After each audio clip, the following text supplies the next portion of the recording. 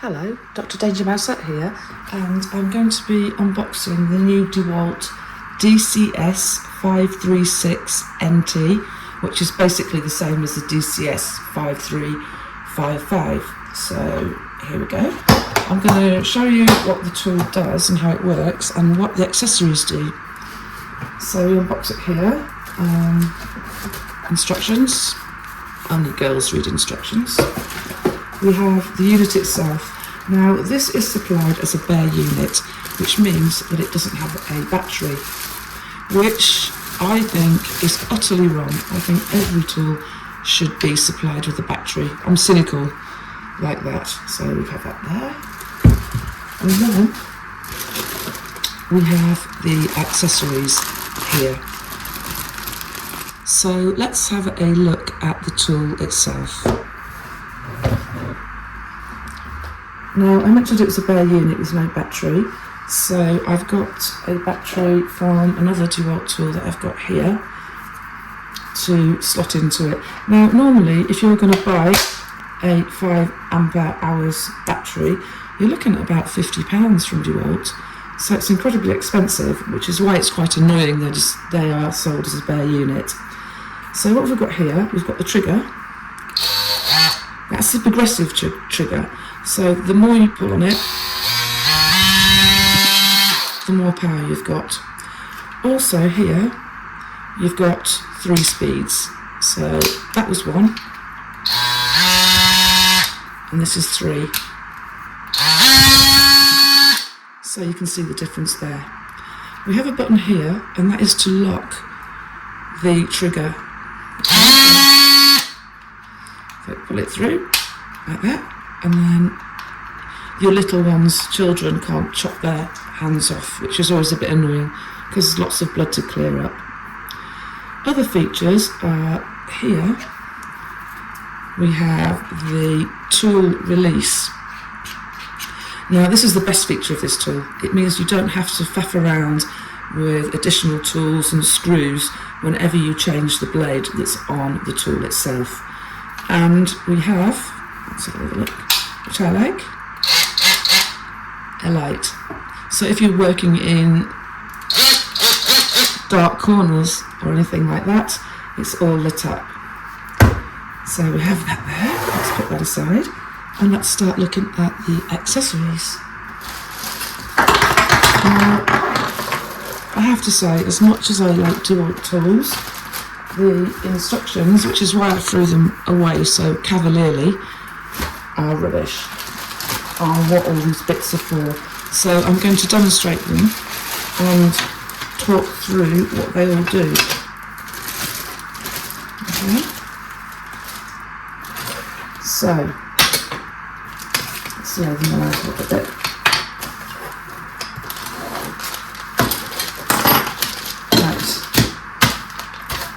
And talk through what they are. I'll separate them into categories. Now these ones here, there, and there, and there, are all cutting blades. I'll take them out so you can see them better.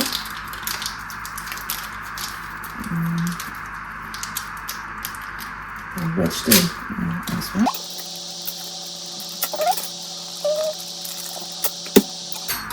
Okay, so, oh, sticky. Ugh, that's disgusting. Now, if you look at them, one's got HCS on, or 2 have got HCS on. Now, these are saws for cutting wood, and the smaller one is a detail cutter, so just cut little slots and things, which is quite handy. This one is called bimetal, and that means you can cut wood and also nails.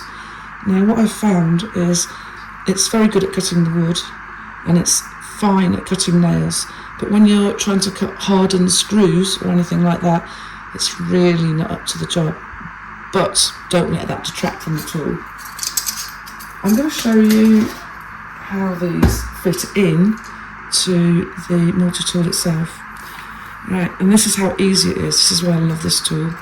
So for example, we're going to use the bimetal, This pattern on here corresponds to this bit inside, so you simply pull like that, and you can see inside there's little teeth there.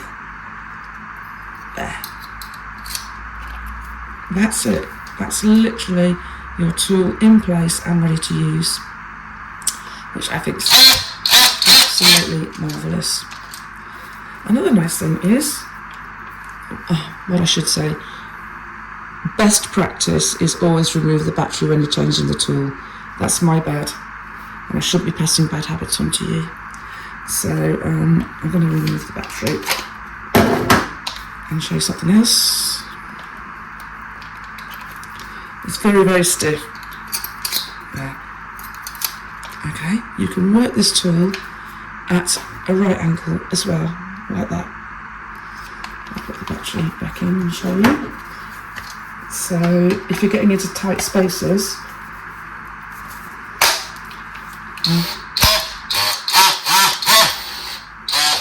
that's a really, really nifty feature. So I'll take that out.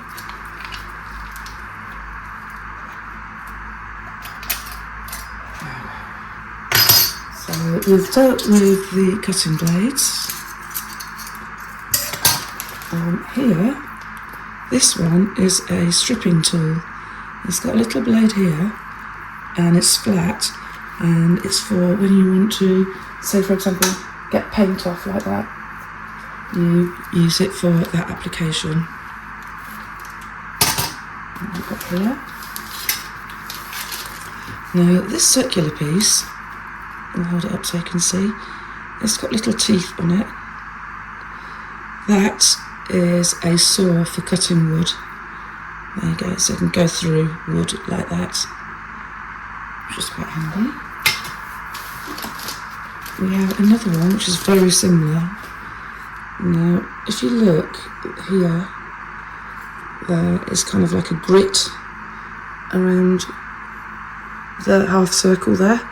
That's carbide, which is an extremely hard material, derivative of diamond actually, and you can use this for cutting grout out, like that, or indeed you can use it for cutting tiles, so it's a really useful tool. Put that over there. This part here is, I won't open the bag, I think I've got one from another tool. Here, there, is for sanding. It's the foot, this for the sanding foot. So that again fits into the tool as so, like that. Nice and secure. And then what happens is you put the sanding pads on here.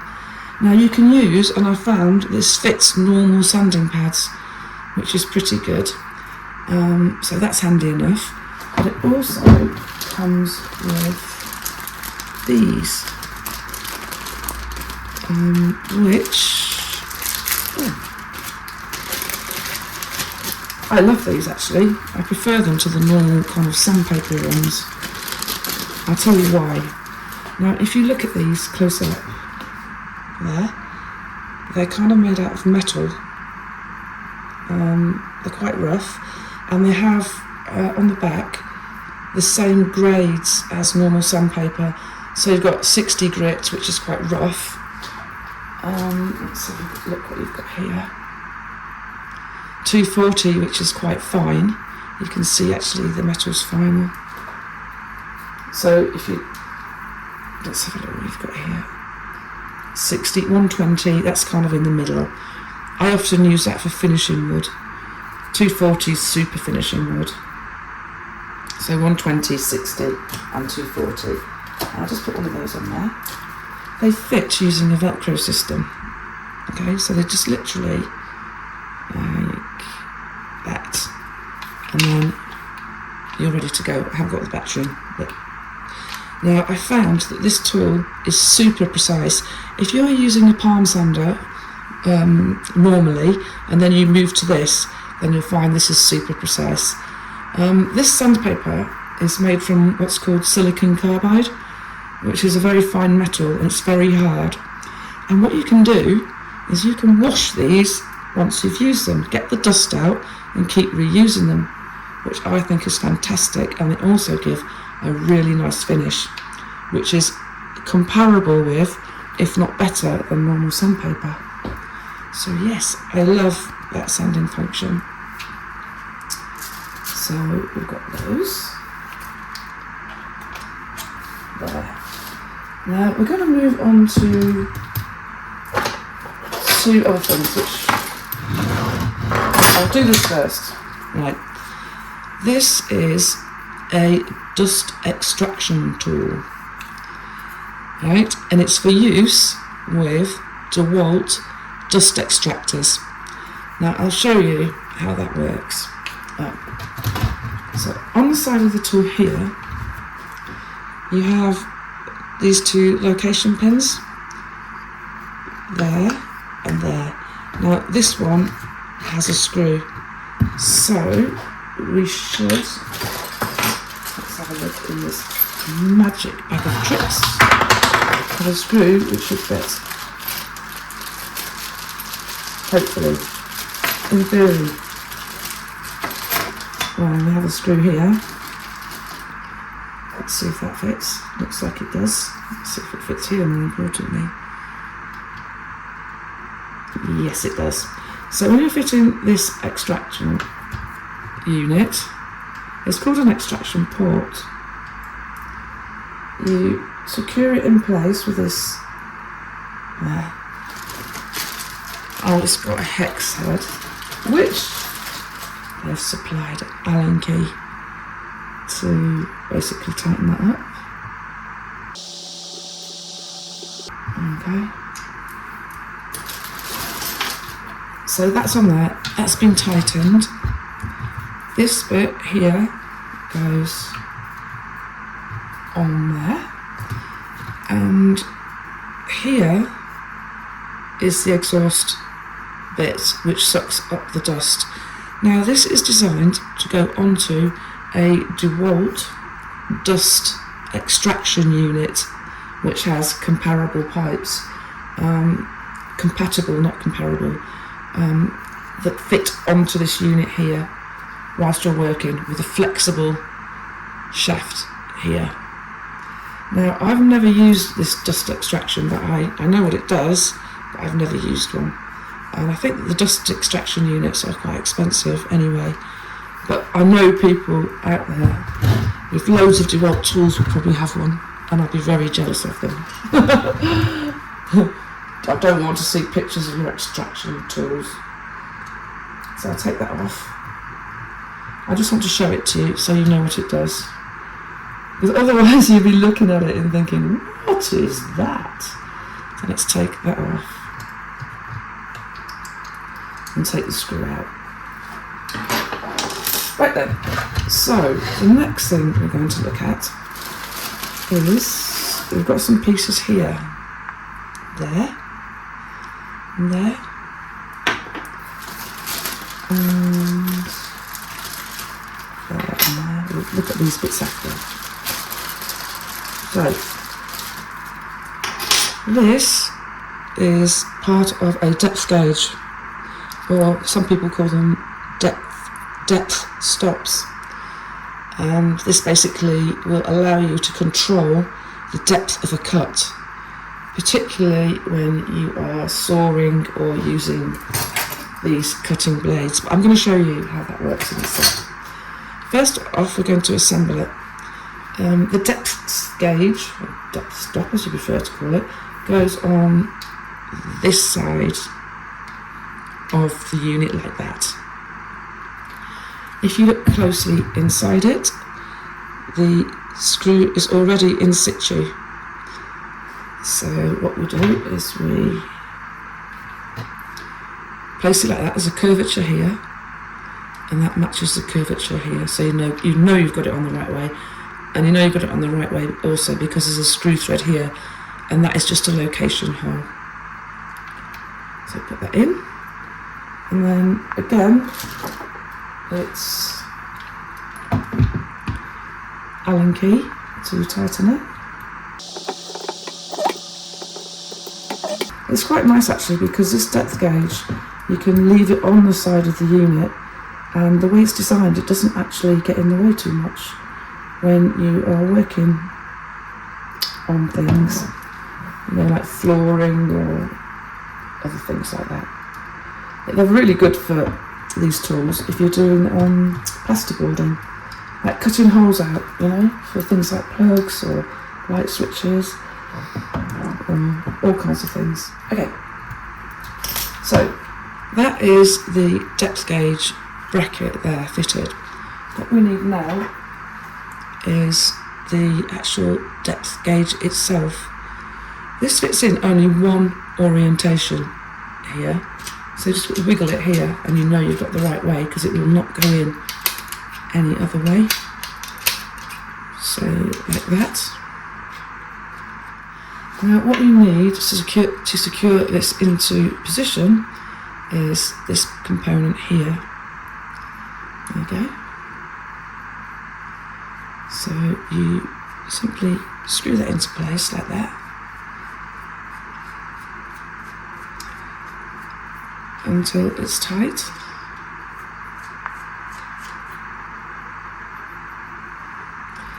Right, sometimes people say that what you can do is you can use a screw lock compound in here, because they can have a tendency to come undone because of the vibration. It's an oscillating tool.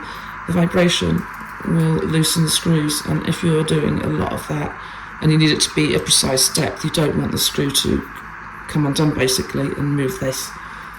Okay, so what I'm going to do is I am going to demonstrate, oops, bits of plastic everywhere, how to use the depth gauge. Okay, so let's get a cutting tool like that and insert it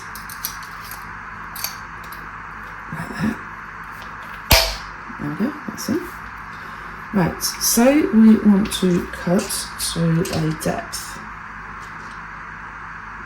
of, say, 10mm. Move it down, tighten up, and then as you can see, you cannot plunge more than 10mm from the bottom here, because there's an actual physical stop here preventing you from going any further like that. Now another nice feature is as you're moving along the workpiece, there's a roller here, so you can just slide it along the workpiece as you're cutting. You see, DeWalt think of all the best things. So there you have it, the depth gauge. Let's take that out. One thing I would say is, maybe it's me, this is very, very stiff to get out, but I've got another one here. It has loosened up a little bit with use, so it's not too bad. Okay, we're on to the final bit of the jigsaw puzzle.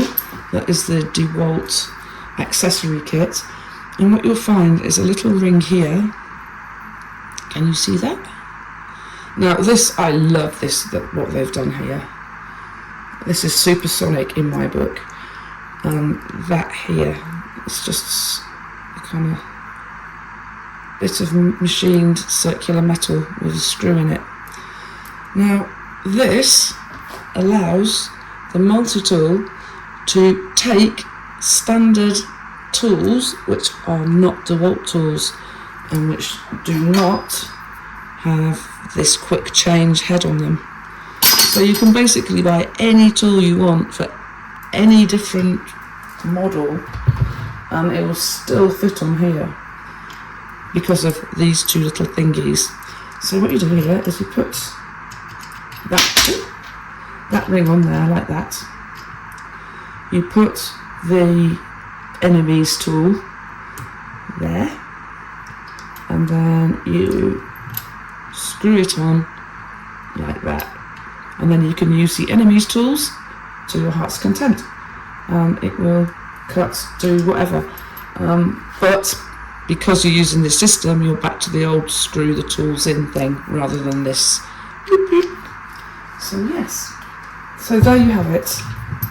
That's all the bits and bobs that come with the DeWalt and how to use them. So there we have it, the DCS356/355 multi-tool brushless, which means the motor doesn't have much wear, and also it lasts longer when you're using it. It's absolutely fantastic. The downsides, it's a bare tool. Please, DeWalt, supply your tools with batteries. They all need them. Supply them with a battery. The upside is everything. It's one of those tools that you never know you need it until you've got it, and you can't believe you didn't get it sooner. I use it for everything. It's constantly in and out of its box for one thing and another. Mainly cutting wood I use it for, but I've done plasterboard, floorboards. I've cut the screws. They were mild steel, and it just about coped with the bi-metal blade there. But everything else, I mean, even the sandpaper is better than normal sandpaper. It's a really, really smart tool, and I do highly recommend it. So yeah, if you found this video useful, please press like and subscribe. And if you do, that will help me buy my next DeWalt tool. I've been looking through the catalogue and there's all kinds of stuff I want. So yeah.